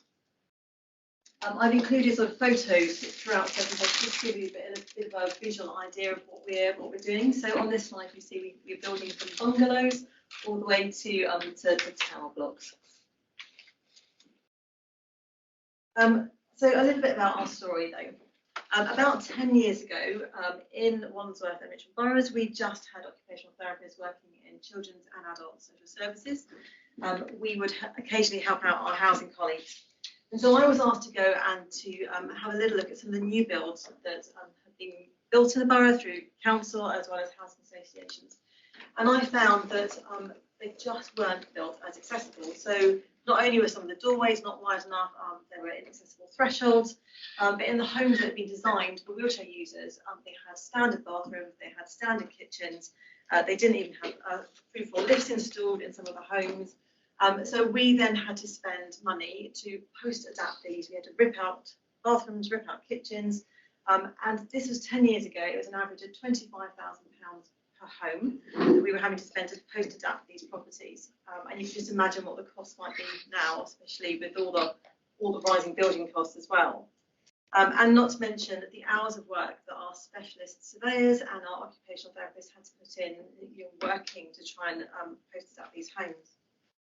So along with one of our assistant housing directors and our head of housing enablement, I helped to create a new post. It was paid for by Section 106 money. It was a specialist occupational therapist working in housing departments, liaising with planners and architects from the very, very beginning of the process. And I obviously helped to create the post, but I was delighted to then be in the post as well. But I then was involved matching all the way through from the beginning of the process and then matching homes to the people who needed them. And at the beginning, this was fine. But then as builds grew over the boroughs and our own in-house regeneration team was sort of starting to take off, I was beginning to absolutely drown. So 3 years ago, our in-house regeneration team, which works on sort of major sites in Wandsworth Borough, they then employed their own specialist housing occupational therapist, and she came with a huge wealth of experience, really worth following on LinkedIn. She's the font of all knowledge, and we can provide you with details afterwards. And then at the end of last year, our home improvement agency, which they work on all the adaptations in the borough, they have specialist surveyors, they employ their own specialist housing occupational therapist. And she now works on matching all the new builds that come through to people on the waiting list, and she also works with our housing assessment teams, our housing allocation teams. So my role now is sort of focused, I'd say solely, although I'm covering about 60 developments over 2 boroughs, but it is solely on new builds. And I work with our in-house development team, which is working on small infill sites in Wandsworth Borough, but I also work with housing associations across both boroughs to help them think through how they're building their homes. And I'm in the process of trying to convince our major works team who work on our sort of decent homes projects, on sheltered housing refurbishments. I'm trying to convince them to employ their own occupational therapists, and I think we could probably do with at least another couple in the housing department. So what do we do? So in essence, as housing OTs, our role is to sort of champion the design of inclusive and accessible homes. We are passionate about our new homes and our new communities to be in our boroughs, to be good places to live where people can flourish. So we work with council and we work with external colleagues. We partner with planners, with architects, with developers, housing associations, as well as product manufacturers. We're involved all the way from pre-app stages, all the way through planning. We go out on site, we go out right through to completion, and we visit with new residents, and we just make sure that these homes are fit for purpose. We work with housing association on their large extra care housing developments. We've got 2 at the moment, both about 50 homes each, but also with the council on new, smaller supported housing developments. So this also means working with our adult social care colleagues in the commissioning teams, but also like practitioners and the social workers to make sure that the homes that are being built, that we are building and that housing associations are building are fit for purpose and it's what their residents need. As I say, I'm working on about 60 developments over 2 boroughs, mainly residential developments between sort of about 4 homes, sometimes 1,000 homes per site, but also student accommodation. So I advise on like accessible student home flats and homes, and also 2 large co-living schemes we've got in the borough. We help interpret Part M building regulations, which apparently need considerable interpretation every day. So I spend a lot of my time trying to explain what it actually says. But also we look at other guides as well. You know, we're looking at the Wheelchair Housing Design Guide, which my colleague actually helped co-author. We sort of look at dementia, we look at hearing loss, sight loss, and neurodiversity. So we're trying to incorporate all of this in what we're doing. You'll see a lovely picture of the 2 of us here. So myself and my colleague Jacquel actually wrote a specific document for us in Wandsworth and Richmond, which sort of interprets Part M and fills in all the missing details. And we use that with our planners and with all our developers, housing associations all have access to that. We also had received a staff award recently for our work, and that's a picture of us at the MJ Awards where we were finalists this year. So it's really lovely to have some recognition for what we're doing. So what do our new homes look like? So I just want you to imagine walking into a public toilet and all those grab rails that you see, usually fairly ugly ones, usually plastic, sometimes dark blue, ugly toilets, ugly basins. That's not what we want in our homes. We are actively trying to avoid that. In fact, my daughter, who is not physically disabled but classed as disabled, started university a couple of weeks ago. She's been allocated a disabled room. We open the door to the bathroom and it basically just looks like this ugly public toilet. So she's got to live in that for the next year. With the basin right down here, which actually is too low for wheelchair users, let alone somebody who's standing. But that's what we're living with. That's what we see all the time, isn't it? So we're really passionate about avoiding that. And actually, I did take a photo and sent it to my colleague because we're just a bit sad about saying, look, isn't this awful? It's what we're trying to avoid. So we are trying to look and research beautiful contemporary products that people would want in their own homes. I would usually say to a developer, would you want that in your home? And that usually helps them understand why they shouldn't be putting DocM packs in homes. So you'll see from some of these photos, we're trying to produce sort of more contemporary, nice looking homes. Obviously we're council, so we're still on a bit of a budget, so it's not probably quite as elaborate as you might like in a private development, but hopefully we're getting somewhere. A bit more slimline, trying to avoid too many grab rails in a shower area. That doubles up, that riser rail doubles up as a grab rail as well. That's all you need. And we're trying to use products that we find that work in sort of our wheelchair accessible homes. We try and use them across all our homes because functional products work, and if they look beautiful, then they can work and be fit for everybody. And with our council homes, we're also looking at our public spaces and our play areas. So we're looking at providing accessible, lovely accessible carousel down here. But because of our professional training and our expertise as occupational therapists, and we're also really well placed to work with individuals. So we work with individuals on the regeneration areas, on those who are on our waiting list for our accessible homes. And I'm starting to work with people who are buying shared ownership properties just to try and help make those homes really fit for them. And you'll see down here, this is a bespoke shower room for someone that my colleague Jax was working with in one of our regeneration projects. They were moving them from like an old property that was being demolished, and this was their new shower room. So, why is the design and build of inclusive and accessible housing essential? But also, why would it be beneficial to employ a specialist housing occupational therapist? I asked my line manager, who I've worked with for 10 years now, and he said, firstly, by having a housing OT embedded in the housing department and the planning process, We can intervene early and start discussions on accessible standards before it's too late. We know there's much more resistance, challenge and cost in getting things changed once construction is well progressed. I think this has been the key to success in improving standards, and it's taken several years to achieve. Secondly, our recommendations are supported by the council and they expect to see inclusive and accessible homes delivered, but it's really important to become known to housing associations. And as specialist housing OTs, we're now seen in the borough as people who must be consulted. Our advice seems to be respected, and in most cases, colleagues are really grateful for it. And he says it's about system-wide savings. It's not a quick win just by having policies and guidelines, although obviously that's really important. But it needs cross-departmental buy-in to support the housing OTs to negotiate and deliver the desired outcomes. And a few words from me to finish. Inclusive design is essential. We shouldn't be discriminating against anyone in society, but disabled people and older people are often ignored and excluded, and we need to be prioritising how we design. And when we design inclusive homes works for everybody.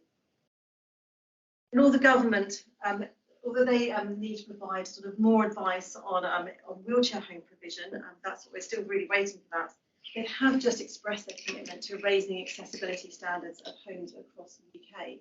And we've already been doing it in London for a while, so we're really well placed to sort of model what this looks like. But as occupational therapists, we sort of have the training and expertise to sort of work with people, but also homes and houses. We need a strategic approach to save costly retrofitting, which is environmentally unfriendly. It causes huge disruption to residents and it takes considerable time for other colleagues. Because the requirement to build inclusive and accessible homes is now written and it's embedded in our section 106s, we have to be consulted as well. That's written into our 106s. And it means that the cost of building inclusive homes, it's not pushed onto housing associations or charities like alms house charities. It has to be completed by the developers. So this means it saves council money and it saves precious disabled facilities grants money, and that can be then used on adapting people's own homes rather than on new builds. A couple of last points. We have to move away from institutional looking products that nobody wants in their homes. No one wants to be living at home that reminds them of being in hospital or reminds them of being in a public toilet. People want homes to be homely and they want them to be contemporary as well as functional. They want them to be beautiful places to live. In summary, I think it just makes sense. We put residents firmly at the centre of what we do. We ensure that the building is cost effective for the long term. We're not ripping out things and putting new things in. We help with the green agenda by ensuring that homes are adaptable and accessible. And we can ensure that we're building homes which are fit for purpose and where people can build community and where they can flourish. Thank you very much.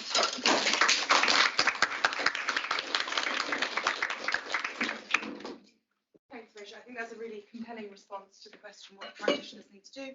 Employ a brilliant OT clearly is a very good solution, and I think that the way that Section 106 money was used to create the post is a really interesting, perhaps creative way to use that money. So thank you for sharing that.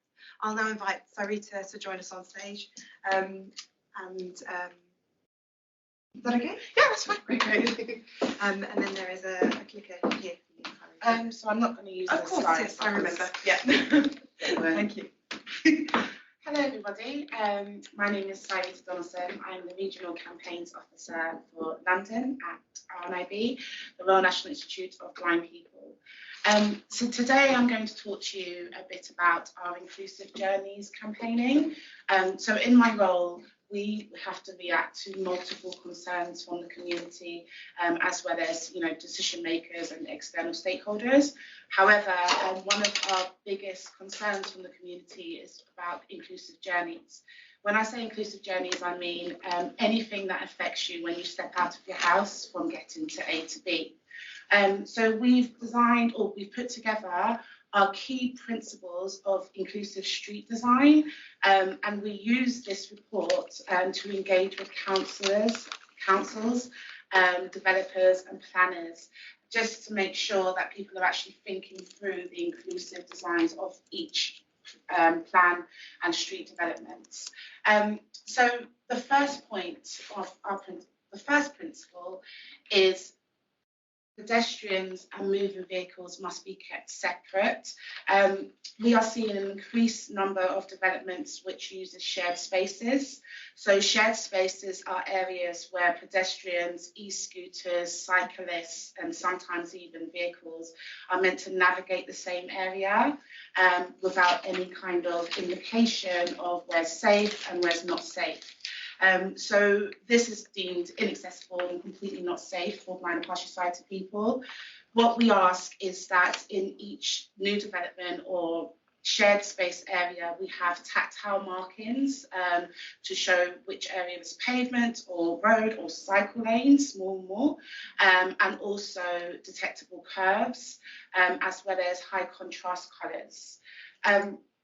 The second principle is curves must be detectable. So as mentioned, blind and partially sighted people who use canes and guide dogs, and even those who navigate without mobility aids, use the curves to indicate whether they're on the road or on the pavement. They also use drop curves to indicate when it is safe to cross the road. So we need to make sure that all curves are actually detectable for guide dogs and also canes. The standard height of curves in the UK right now is 120 millimetres, 4.7 inches, and this makes it easily detectable for guide dogs and canes as well as on foot. Our next principle is all crossings must be accessible. So the standard of accessibility when it comes to crossing is a signal controlled crossing, which is also known as a pelican crossing, because it uses sight, sound and touch to indicate when it's safe to cross. So we all know there's the green man, we all hear the sound, but there's also a rotating cone underneath the box where the button is, that can help people with sight loss to know when it's safe to cross, as well as the drop curve and tactile markings. So zebra crossings and courtesy crossings are not accessible and they're not safe for blind and partially sighted people because the ownership is on the pedestrian to know whether there is a car approaching or not. And with the increased number of electric vehicles with low noise, we're finding this more and more of a problem with our community members. So we ask for as much as possible for there to be signal control crossings, even in low traffic areas, so that people with sight loss are able to access their local facilities. And that actually brings me on to the next point. So the next principle is transport hubs and community facilities must be accessible. So everything that I've mentioned, it's needed everywhere across London, but it must be prioritised where there is a transport hub, like a train station, bus stop, bus station, tram station, as well as community facilities such as parks, community centres, because we need to make sure that people with sight loss are able to access these facilities independently. So we ask that, like I said, signal control crossings, drop curves, as well as tactile markings as much as possible are in place, especially in these areas. So the next principle is that pavements must be clear and clutter-free. So there's two sides to this. The first side is, permanent obstructions, such as benches, concrete stalls. I can't tell you the amount of times I've tripped on a concrete stall, or building extensions by businesses. And also the second part is non-permanent obstructions, such as A-boards. During COVID, there's been an increase in outdoor dining, so a lot of our community are coming back to us with that. We're doing a lot of campaigning, especially outside of London, around that. So we call that we would like to make sure that all streets are clear and free of clutter, and if there is plans to develop, say, concrete benches, as mentioned, that there is clear colour contrast and, if possible, tactile markings. For non-permanent obstructions, we need to make sure that businesses are aware of the amount of pavement that needs to be left. When we do come across these instances, our legal officer will ask them for the equality impact assessment to make sure that they have actually thought this through and the access audit has been taken place. So the next point actually follows on from that as well. So we all know that consultations are a legal requirement for any kind of new street design. However, accessible consultations are also a legal requirement. So I am inundated with PDFs coming to my inbox with loads of pictures about a new development that's being put in place, and you have, by Friday to respond, and it's Wednesday. Is completely inaccessible. People with sight loss or people that use software such as screen readers or magnifiers cannot navigate a PDF or a picture in the correct way. So even though you have reached out to myself, or you may have reached out to other organisations or disability groups, you're not going to get the feedback that you need because you haven't created an accessible format for them to respond. Quick tip, guys, Word document with a list, bullet points, perfect. Anyone can use it. But failing that, if you're unable to do that, then we are so happy to engage with people, do site visits, have a meeting where you can talk through the proposals and we give our feedback. So it's all about meaningful engagement with the community, making sure that you are listening to the wide spectrum of needs of people with sight loss, because there's a spectrum of sight loss, and taking that into account as much as possible. The next principle, of course, is an equality impact assessment must be done. And if a result from that assessment is that something is deemed inaccessible, that does need to be looked at again, and we do need to have meaningful engagement again with organisations, with disability groups, to make sure that those changes are put in place. And then finally, the next point that I want to mention is any changes must be communicated to local people. This again comes back to like accessible formatting. So, for example, there's development being done in my local area right now. I had no idea it was happening, and the reason why is because they've just put in posters on, in our broad walk. I'm going to walk past a poster. I've got enough sight to navigate the world, but I don't necessarily have enough sight to read a small poster on the wall. So we call that councils actually use the register to contact local people that would be affected by changes via digital means, emails, telephones, if possible, also holding events. If you reach out to disability groups and organisations such as ours, we can then get you in contact with the right community and assist you with that. So I ran through the principles. I know it's a lot to take on, but this report is available and I'm happy to share it with anyone. I'm also happy to continue conversations. But we do need to make sure that these principles are put in place. And when you are developing anything or designing any outdoor area or streets, always bear in mind that it's not just about aesthetics, it's also about practicality for blind and partially sighted people. And if these principles are not put in place, the result is you have members of the community that feel isolated. They feel that they're not able to access, their local shops, GPs or hospitals. And we also have a right to look after our people who are vulnerable in the community.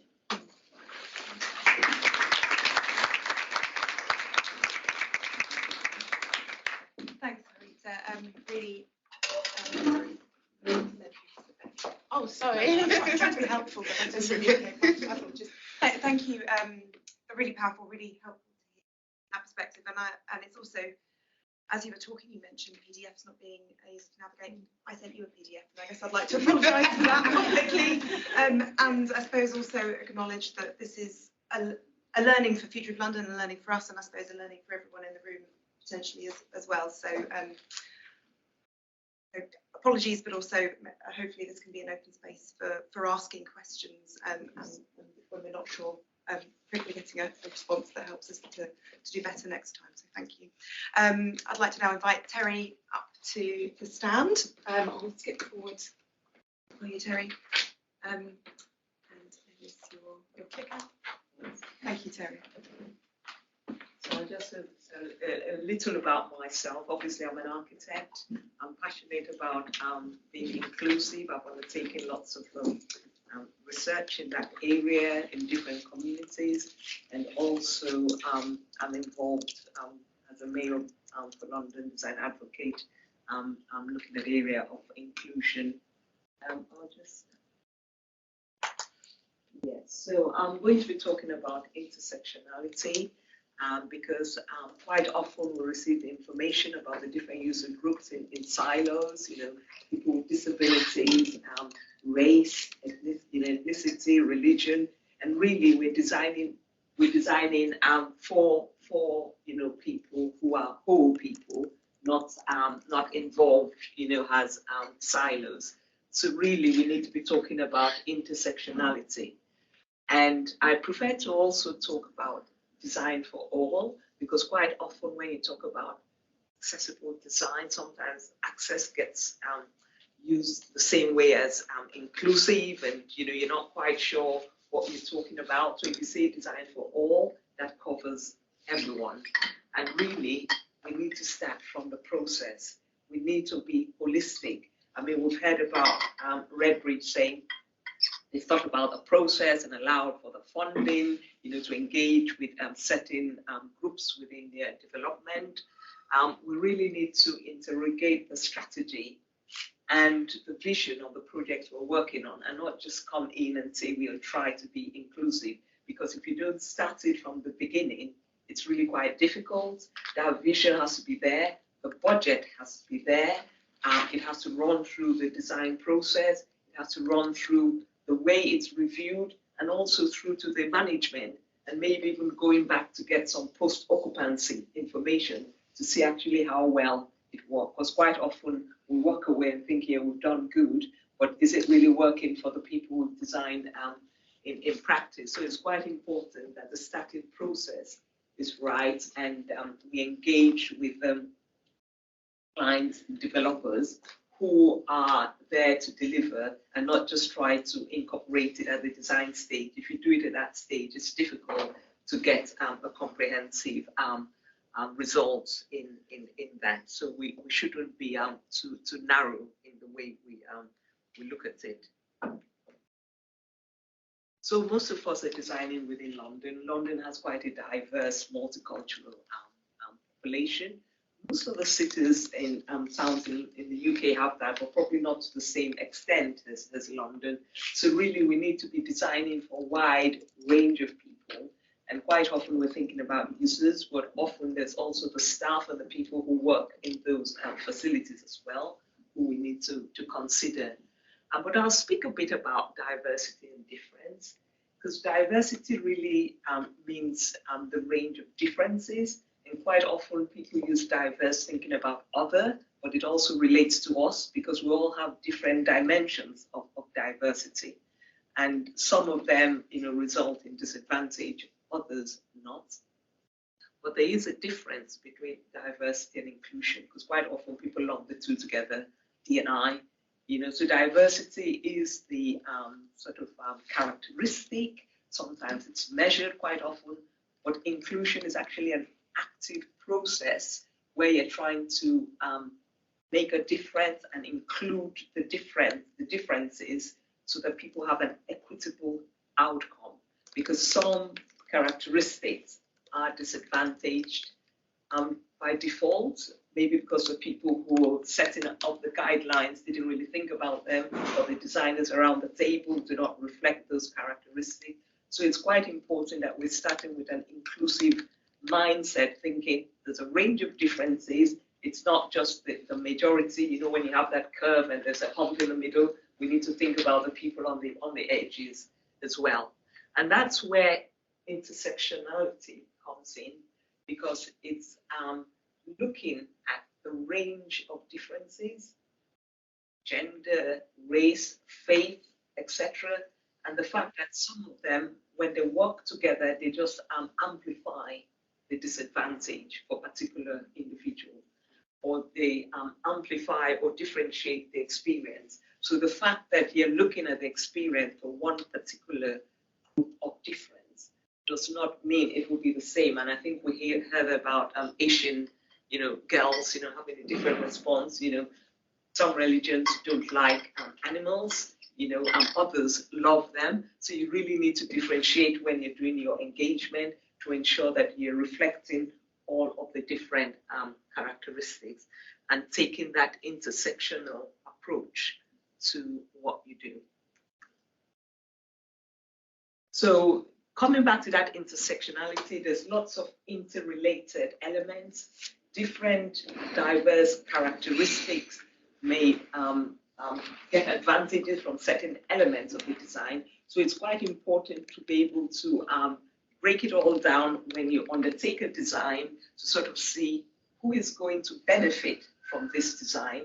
And quite often, there's certain elements which will benefit a wide range of groups. Like here, where you've got the level access, it will benefit those who are in wheelchairs, people with children, intergenerational families.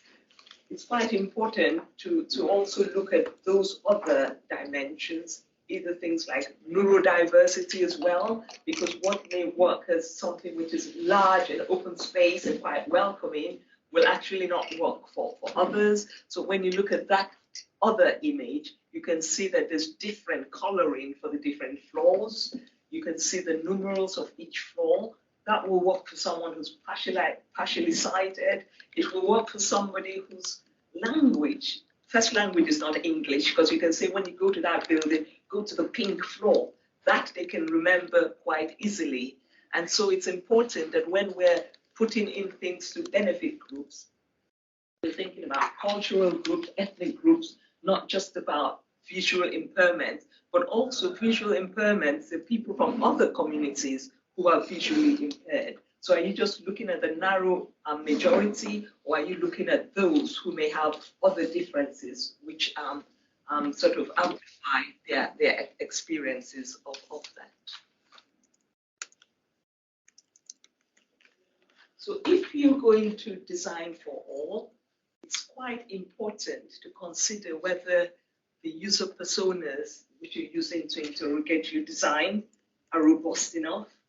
And I always say you need to use at least 5 or 6 characteristics for a single person when you're reviewing how your design works. Obviously, sometimes you're able to engage with different groups, but then you may not be reflecting all of the users. Some projects are not actually able to engage with end users, and the designer is having to make decisions, often based on their own experience. And we know that our user experience is quite limited. Your lived experience, your upbringing is quite different from a wide range of other people. If you don't have the benefit of feedback from users, it's important to consider the users as somebody who's multidimensional, who has various characteristics, either it's gender, age, ethnicity. So if it works for one dimension, does it work for the other? Because people are coming as rounded beings. There may be intergenerational families. Quite often we're designing for nuclear, neat nuclear, the 2.4 children, but they don't always work like that. We know that now, the parents are having to help with the school run, they're bringing the kids home. Are we designing for different ages using the same space? It's really quite important that we're looking at various characteristics. But also when we're interrogating our design, it's said, who is actually disadvantaged by this design? Who is advantaged by this design? And if you actually consciously think about that, then you're reviewing your design from a different perspective, not just saying, oh yes, it looks good, it works well. And if you can sort of start to list those disadvantages, how can I overcome that? Then you start to get a better end product. We've heard people speaking about participation and co-design, so I don't really need to say much about that.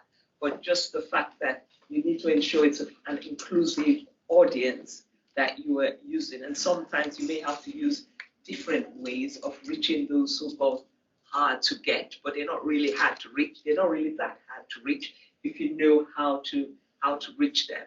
I mean, there are occasions where I've had to reach out to faith groups to engage with minorities because they're great church goers. Many people are working during the day and evening, and you cannot actually reach them otherwise. So sometimes you really have to be innovative in what you do. And also reviews and reporting. Who's undertaking the reviews? We had that in Richmond. You know, you've got the OTs who are doing that. You know, is it someone who's knowledgeable, you know, who brings that insight to review our design? What insight are they bringing? Is it just the accessible insight? Is it also the cultural insight? You know, when I've been involved in design for minority groups and there's some specialist housing, you know, things like even the design of the sink, just using a deeper sink because people are cooking for larger families, they've got larger pans, you know, it's not always takeaways for everyone. You know, those sort of little details can make a difference if, you know, you're designing to work for a wide range of households. But also, we've heard about the legislation. It's still sort of developing and emerging. Are you just designing to the basic, you know, legislation, or are you being ambitious and going beyond? Are you designing in for cultural, you know, diversity in your design? I know that something like the Olympic Park, you know, someone did some research there. They've got a great inclusive design guide, which also covers cultural things, you know, maybe a quiet space, which could be used as a prayer space. You know, those are important. It doesn't have to be purpose-built a space which is not used at all. If you design for flexibility, those sort of spaces can be used for a wide range of uses, but only if you're thinking about it from the outset, not, you know, sort of trying to put something in later on. And also, I mean, we come to projects with our own implicit biases, bring our own experiences, but we know that there's a wide range of, you know, religions, educational backgrounds, socioeconomic backgrounds. So our experiences alone cannot be the filter through which we interrogate our designs. It's important that we have diverse designers within our teams who are bringing in different perspectives, but also those who are reviewing our designs can bring in those different perspectives as well, because we know that you get greater innovation when you have a diverse team. And also where you have issues, you need to find out how you can proactively work around them to correct them and make them work for all. So you may not get a design that works for everyone, but if you put that effort in, then you get the best, you know, sort of returns for the limited income project budget. And so I'll just speak about Sara. Sara studied to be a beautician and tried to get a job in salons, but there was just no space for her as the person delivering the service, you know, to get behind the wash basin or to, you know, get behind the table to prepare, you know, deal with people's nails. That's because lots of designers will think about the users as the people who may have a disability and not actually the staff. So if we're going to design inclusively, we need to design both for the users and the staff to ensure that that space will work for all. In the end, she had to get a grant and had a special salon purposely designed for her. And that works for lots of users with different abilities. And she's cornered a market there. But that is something which, if we're designing for all, that should work. Organizations should be able to recruit staff to work within their premises and not have to go off and do additional design. What I'll just do is just have a summary of design for all, because it's important to not just only have the principles, but also to have the processes in place. because if you don't have that process in place, it doesn't actually work. And the process needs to be aligned with what we're trying to achieve. We need to have that vision, and that vision of inclusion has to be really quite broad, rather than accessibility. It needs to be, cultural and going beyond just mere access. We also need to acknowledge, the wide range of diversity and difference, and not look at them in a siloed element. We also need to offer choice, because we know that what works for one group will probably work for the other. But if we're creating something which works for cultural difference, it will probably work for a wide range of others. We need to provide for flexibility in use, because as designers, quite often we think we've completed the design, but we know that when the people come into the space, they start to use the space in quite different ways. And we need to not to design the tight fit. We need to design to give the users that flexibility to redesign the space. When a room is too tight fit, as a bedroom, as a living room, you cannot actually interchange it. You have to think about different ways that some people value privacy, but other people want, open spaces. Some people want open kitchens, but certain cultures, the way we cook the spicy food, you don't want that, the smells and things to go everywhere. So when you're designing, it's best not to just have one house type. Maybe you have different house types, which provide the options for the end users when they come in. But also we need to be providing building spaces and environments that are safe. We've heard a lot of talk today about safety, and it's not just about the safe space being safe, it's also about the perception of safety. Do you think you'll be victimized in this space? Do you feel safe? Because if you don't, you get excluded from that space. And spaces which we're designing for the whole community, we find that certain groups of the community are not able to use it. And there are certain groups of the community who may be excluded because they're seen as problem makers and all whatnot. Are we designing for those groups of, is there a safe space for those groups to go and gather and not be seen as a threat to others? And so it's important that when we design the spaces, they should be safe, but it should also be convenient for a wide range of individuals to use, and also that they are enjoyable as well. I mean, my doctoral research looked at Asian households in the UK, intergenerational households, with a RNIB research grant.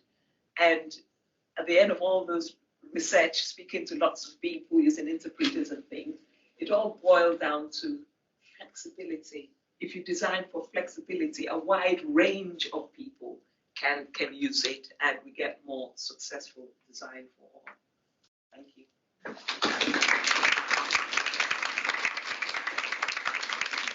Thanks, Teri. A really important reminder to put at the heart of it. It's vital to set out vision and budget from the outset. I'm going to invite Teri, Cyreeta, Rachel to join me at the front for Q&A, and we'll jump straight to questions in the room, then over to any questions from our friends online as well. Does anyone in the room want to start us off with a question?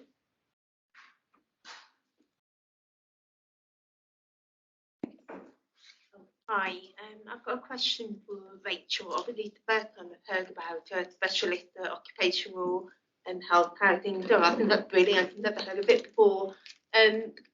Obviously, you're serving the housing association councils and everything, which is a small part of the housing market. What about those who don't access your housing association waiting list and the private sector, who obviously need people like you in there? Because there are people I meet who get frustrated with a lack of accessible housing in the market for them to buy. Really, really good question. You just need more of us. So at the moment, I'm funded to comment on affordable housing. So I would say I suggest to our planners that they pass on our document to developers who are building private housing, in the hope that they will look at it, read it, interpret Part M correctly, and hopefully that they will be putting the principles that we expect affordable housing into the private developments. But no, you're absolutely right. We just need more of us doing what we're doing, but spread over sort of private as well. Are there any other thoughts from the panel? Perhaps Teri, you've got something. I think as designers, when we're involved in design, we must always sort of nudge our clients to do more than the minimum. And sometimes you design some things in by stealth, you know, to make it more inclusive, because the not all clients, not all designers, sometimes they think it's an addition to the budget and things, but it's important to be like sustainability. You know, you just continue to nudge to improve, because I mean, the range of people, even just getting older, the population is getting older.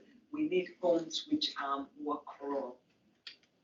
Like the idea that we might be encouraging a whole cohort of designers to do it by stealth, which I think is a really great outcome of the session, if that's the case. Michael, it looks like you've got some questions from our online friends. First question, how do you manage conflicting needs for different groups? For example, designing with young people in mind, which may not work for elderly people, or creating a bright, vibrant space that may be uncomfortable for someone with autism. Really good question. And as Teri, you were speaking, I think you mentioned that a lot. So sometimes it's not either or, and quite often you think you either do this or you do that. Because if you have a large, open, bright space, you can also design in a quieter space, you know, more private space that those who are not comfortable in that space can use. It's a bit like saying, do we provide, you know, a sort of gendered, you know, wheelchair, you know, loo, or do we, you know, put it in the general WCs? So it should be both, you know, one which works for any gender, and then also, so quite often we shouldn't be saying, is it this or that? We'd look at the budget and see how we can work for the widest range of individuals or the majority users. Thank you, Teri. And Cyreeta, I wonder, you spoke about the need for tactile pavements, and spoke about the need for, if business owners are having their tables outside, making sure that blind and partially sighted people are made aware of that. Do you hear anything else from the people that you work with, perhaps those with intersectional characteristics, other than sight loss? Yeah, so you have people that have multiple needs, but I think if you follow the basic guidance, you can really help everybody. It's all about, like I said, meaningful engagement. So if there's going to be any planned developments in a local area, if you reach out to the necessary organisations, they'll be able to put you in contact with those kind of groups, and then you'll be able to get different perspectives, and then just taking that on board. But yeah, there's definitely intersectionality within the sight loss community with different needs in terms of disability, but it's just about having those conversations. Great, okay. Another question from online, and then we'll come to. Are there any recommendations for buildings or spaces that people go to where there has been a successful approach in designing and delivering a flexible space? Essentially, people I think are looking for inspiration, but building on some of what Pollard talked about. Any good examples or brilliant examples of flexible spaces? I mean, there are publications which have some case studies. I think there's one for, you know, it's an RNIB publication which has some case studies. I think most of them are sort of non-residential, you know, but that's important. But also, I'm looking at what's happening in the Olympic Park, because they're designing some intergenerational homes there as well, and to see how they're putting their design standards into practice, you know. And then also there's some inclusive design awards, you know, to see who are the winners of those. Although quite often those relate to the accessibility element. I would also perhaps suggest that Rachel's work is an example of a flexible space. It sounds like you design with flexibility in mind. Yes, I was going to say, I'm not sure we've got it perfect yet, So we have like, bills coming through, and every single bill we learn something new for the next one. And what we're trying to do is to have those reviewed, so the people who move in, we ask them for their feedback. We have got a sort of a group of disabled staff colleagues who we want them to come and feedback. So just in terms of good examples, I'm not sure I'd say that any of our designs are completely perfect yet, but we're working on it, and we're really loving conversations. So people come and say, well, actually, you haven't thought about this aspect. Actually, this would be better for, people, who are deaf or blind. Then we're really happy to take on those comments. So I wouldn't put any of ours up yet as perfection, but we're working on it. Maybe the answer is it doesn't quite exist yet, but Yeah. working on it. Yeah, I think I'll just add that designing for inclusion, design for all is a journey, not a destination. We never actually reach there because we become more aware of things and we improve what we do. So what you're doing may be right for now, so talk it down, and things just keep moving over time. I think you had a question at the front here. So earlier you said. Can we have your name, please? Oh, I'm James, and I'm at the LLDC. So earlier you said that you wanted feedback, and it was a safe space, and I'm going to take you up on that. So it's really helpful that you did provide the slides to me, and I appreciate that. It would be better to do it in advance. I got them half an hour in presentation, so I didn't really get your presentation, I'm afraid. Let me apologise for that. That is our error. We are absolutely learning. I appreciate the feedback. But what I probably should have said at the start is it's really good you provide them, because probably 70% of the time people don't at all. They just ignore the email. But better would be that slides would just be provided by default. All these events. Yeah. That would be really good. That would be my gold standard. Anyway, that's the constructive criticism. I hope that's helpful. No, that certainly is. And I don't want to interrupt your question, but if there is any other feedback from the room or online, please, it is a genuine ask. Please do share it with us. Thank you. No, it's really good that you asked for it, because it's quite difficult. Anyway, so I had a question for Rachel, which was about sort of disability other than wheelchair users in the home. I think as I sort of read the sort of legislation, building regs and stuff, a lot of it is to do with wheelchair users. But I'm kind of just interested to know, like, what other sorts of adaptations and what are needed in the home for people, like, and also kind of what proportion of the people that you get are wheelchair users. I mean, it might be both, I guess, but like, sort of just getting that in context. Yeah, no, that's really helpful. It's something that myself and the other occupational therapists have been trying to sort of slowly get people to understand, because I think the focus, you're absolutely right. We look at Part M building regulations, even having taken wheelchair housing design guide. A lot of our colleagues, it's very wheelchair user focused, which is really important, because obviously there's a whole set of different needs in terms of space and heights and that sort of thing. We're still trying to battle away by trying to drop in very regulated conversation about neurodiverse needs, visual, hearing loss, dementia. So we're trying to think. And help people think through that quite a lot. And I think we're, I would say, on a journey ourselves. So, we might be sort of specialised in one particular area. But I would absolutely say I think we need to have, more of a conversation about, people who are blind or visual loss, because that's a whole area that's I'm not an expert in. So, we try and have conversations with a lot of people. One just very basic example is tone and contrast, which actually is really helpful for people with so many different needs, visual loss, dementia, people, neurodiverse needs. So that's a very basic example of just one aspect that we are trying to think about very carefully.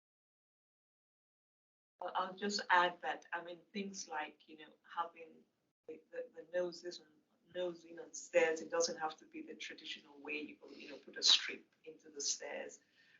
Things like the contrast on the doors, but we know that for people with dementia, they'd like to open a door, and if it's a door which they shouldn't go through, you don't want it to be visible, so you want it to be lost in the wall. But for others who need the visual contrast, you need for them to be able to identify the door. But I guess being aware of who the users will be, and then designing it to suit the majority users in that instance. I think one thing to pick up on that actually is that so in our job with new builds, we try and do a as best job that we can, trying to keep everybody in mind.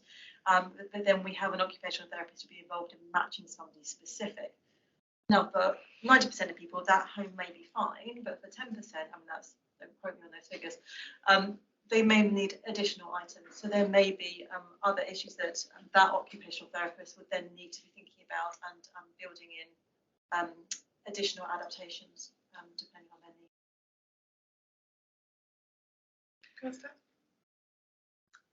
I would say that with home design and sight loss, you tend to kind of know your home, navigate your home and memorize your home like you would memorize your local way to shops or anything like that. So that's why we have a team that support architects and designers for accessible homes. And we have a report that I'm happy to share with you as well.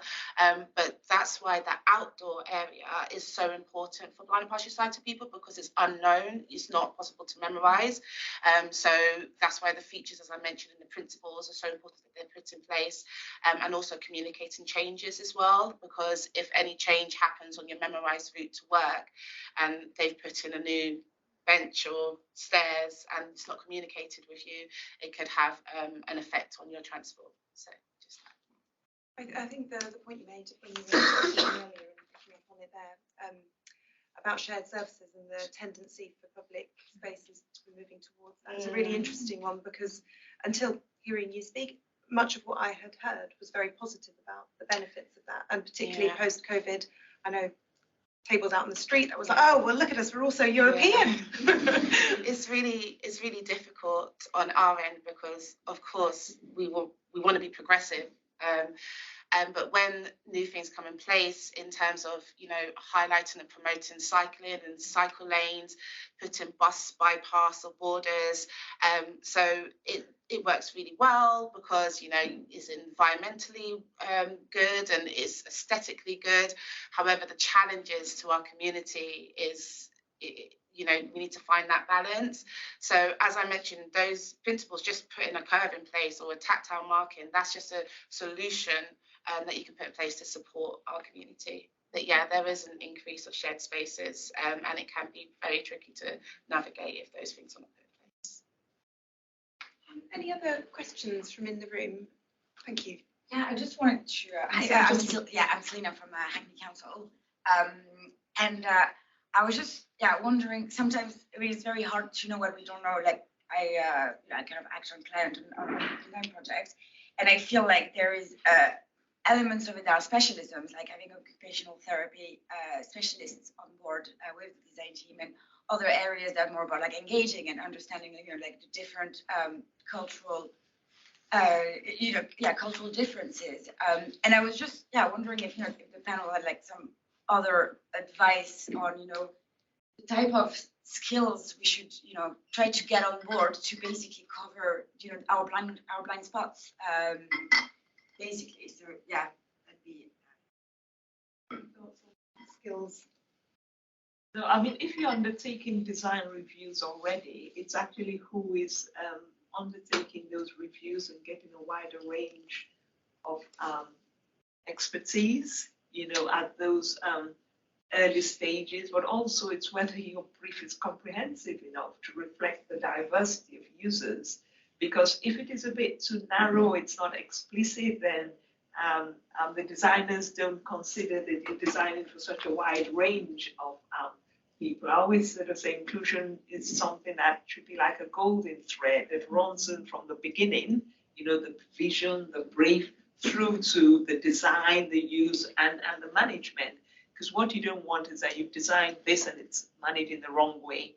The wheelchair WC becomes a store, you know, or things, the door which is automatic opening, you know, is broken and it's not fixed, and people are having to struggle with, you know, other doors. So really, attention to detail in every element is what gets you the result at the end.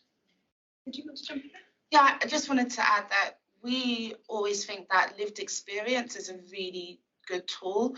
So if you have more professionals working with you who have that lived experience, so you know, an architect with hearing loss or sight loss, or a designer who's a wheelchair user, so that is kind of running through your organisation from the beginning. So yeah, we work closely with TfL and Transport for All, and Transport for All are always calling to say disabled people shouldn't just be used to be consulted or as engagement groups.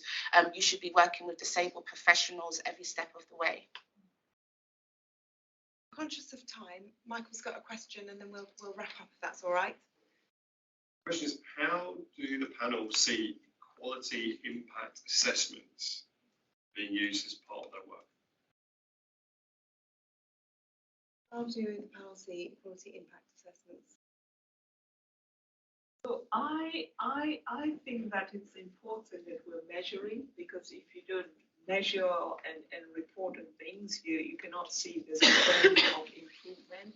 But we need to be careful about what we are measuring, and also what we're measuring needs to be important and part of the sort of KPIs of the main organization, and it's feeding into that as well. Because if you just reporting on an impact and no one is doing anything, it's not contributing to the organization's goals. Lost, and if you're not achieving it, no one is noticing. So it's good to measure. You have to look at what you're measuring, and some of the traditional things are quite narrow. And you should be measuring inclusion through all elements of a project, from the procurement, the design, and all of that. So yes, I do believe in measurement, but it has to be relevant. Any other thoughts? So equality impact assessments, if we have a concern about a local business or a local area, then our legal team will ask to see the equality impact assessment. And our legal officer recently said that majority of them that she sees are actually not good enough. They're not meeting the standard for blind and partially sighted people. So that's our work with equality impact assessments. We make sure that you've actually thought through every single step ahead of time. So if I have an issue like that, I would then pass it on to the legal team to review it. Lovely, all right. I think that's a lovely way to end the session. And thank you, panel, too. It's been brilliant speaking to you.